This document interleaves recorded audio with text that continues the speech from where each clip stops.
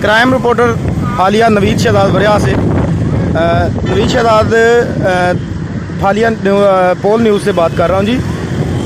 सुबह 7 बजे से पुलिस की भारी नफरी जो है वो फालिया के रोडों पर मौजूद है और रूट लगा हुआ है। पाकिस्तान की कबड्डी टीम जो है वो यहाँ से गुजरेगी, इसकी इतला है, लेकिन अभी तक कबड्डी टीम का नामो निशान तक मौजूद नहीं है।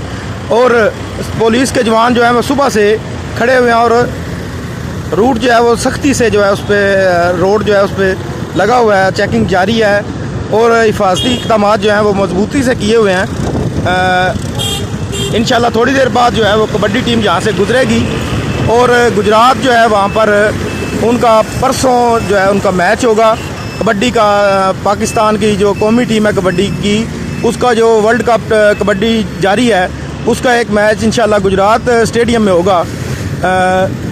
नवीद शहजाद वरिया, क्राइम रिपोर्टर हालिया।